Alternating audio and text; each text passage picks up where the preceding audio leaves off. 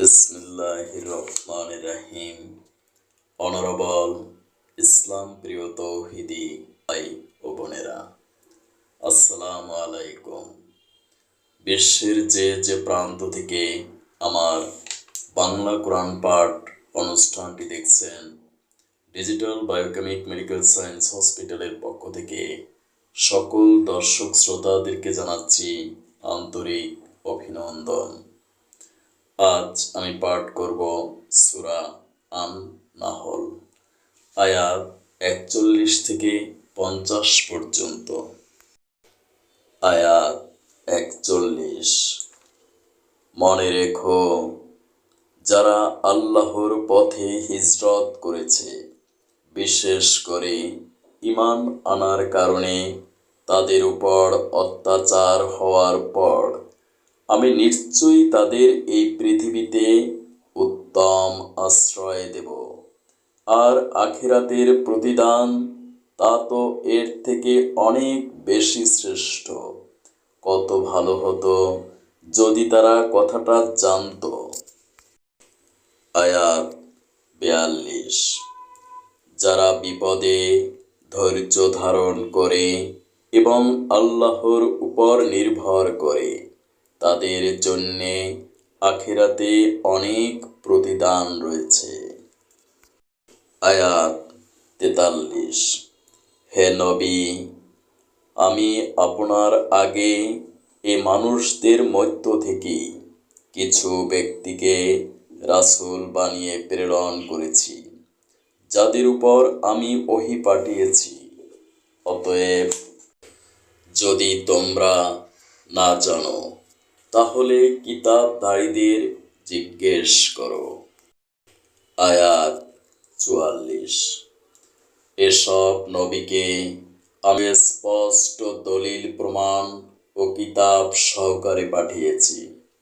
একইভাবে আজ আপনার কাছেও কিতাব অবতীর্ণ করেছি, যাতে করে যে শিক্ষা মানুষদের জন্য তাদের কাছে পাঠানো হয়েছে, আপনি তাদের সুস্পষ্টভাবে বোঝাতে পারেন, যেন তারা নিজেরাও একটু চিন্তা ভাবনা করে।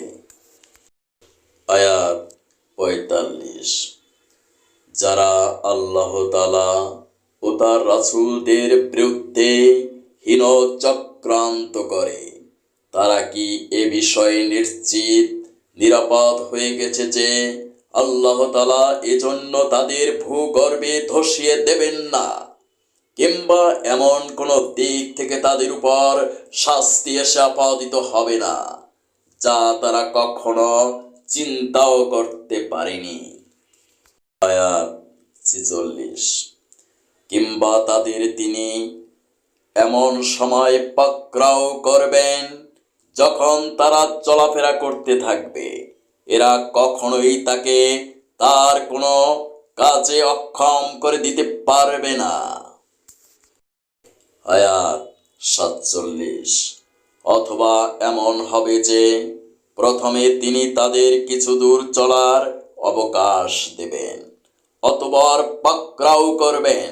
অবশ্যই আপনার প্রভু একান্ত স্নেহশীল ও পরম দয়ালু। আয়াত ৪৮। এরা কি আল্লাহ তাআলা যা কিছু সৃষ্টি করেছেন তার প্রতি লক্ষ্য করে না, যে তার ছায়া আল্লাহর সামনে সিজদাবশত অবস্থায় কখনো ডান দিক থেকে কখনো বাঁ দিক থেকে তারই উদ্দেশ্যে ঢলে পড়ে। এরা সবাই তার সামনে অক্ষমতা প্রকাশ করে যাচ্ছে। আয়াত ৪৯। যা কিছু আছে আসমান সমূহে এবং এ জমিনে বিচরণশীল, যা কিছু আছে তা ফেরেশতাকুল, তারা সবাই আল্লাহকে সিজদা করে যাচ্ছে। এদের কেহই নিজেদের বড়াই প্রকাশ করে না। আয়াত ৫০। উপরন্তু তারা ভয় করে তাদের প্রভুকে, যিনি তাদের উপর পরাক্রমশালী তার পক্ষ থেকে তাদের যা আদেশ করা হয় তা তারা বিনীতভাবে পালন করে। সিজদাহ 3।